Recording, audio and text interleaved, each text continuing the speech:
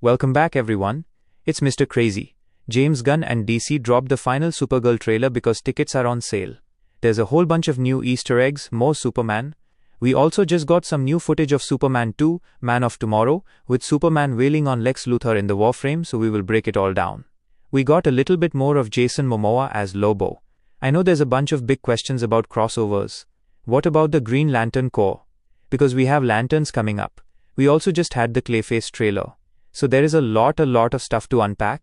We'll start at the beginning of the trailer and work our way through shot by shot, talking about Easter eggs and WTF moments.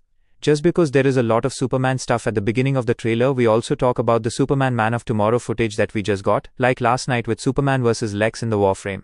At the beginning of the trailer we get Kara's voiceover, and it sounds like she's talking to Ruthie, just explaining Superman and how she came to Earth and came to be the Supergirl character wearing that particular costume.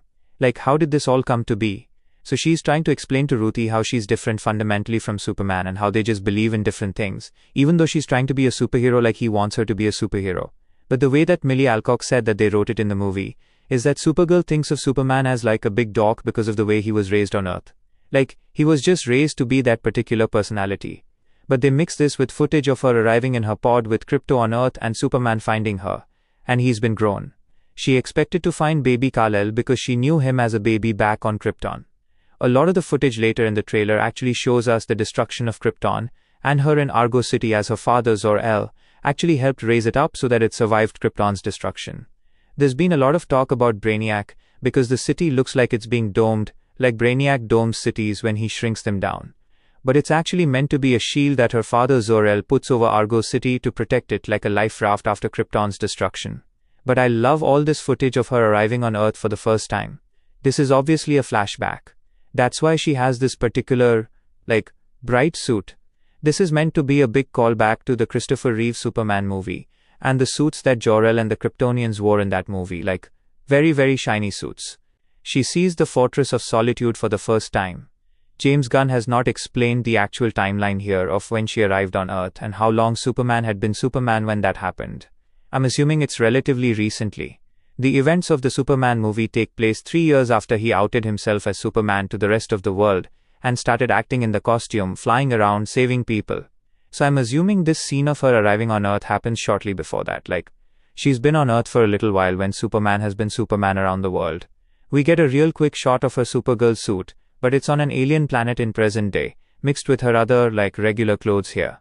But we also have a separate scene of Superman giving her the suit for the first time, saying, I know this looks kind of weird, the colors are kind of bright, but it's just to let people know that we're good. The way that James Gunn explained it, Superman in universe decided to wear the trunks to make him feel like more of a luchador, so the kids would be less afraid of him. So his speech to Kara here about their colors being so bright, just to let people know that they're actually good people, is just in keeping with the tone of that. Speaking of which, James Gunn also confirmed my theory that the Superman suit that we saw in the Man of Tomorrow footage, where he's wailing on Lex, is actually a brand new suit.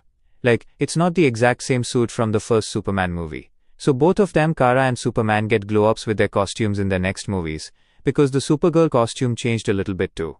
They changed the symbol just a little bit, and she got a brand new belt.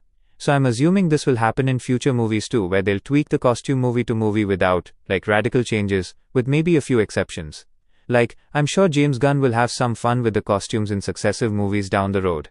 We get a scene of her in present day saving a bunch of people in a cage here. This is probably saving them from the brigands here. It just seems like they're hyping up the brigands in Krem's group as way bigger villains than they were in the original comic book. When she says she and her cousin, Kal-El, Superman, have very different ideas about what it means to be a superhero, she's talking about the no-kill rule. In the original Woman of Tomorrow comic book they're adapting for this movie, she talks about the no-kill rule, I'm trying to adhere to this no-kill rule, this whole thing that my cousin got me onto. So part of the idea in the movie is that she's still relatively new to being a superhero, so she's kind of trying to figure out her own way that's different from Superman's way of being a superhero. Hey, when do you think you're coming back? I'm kind of busy right now. Hey, when do you think you're coming back? I'm kind of busy right now.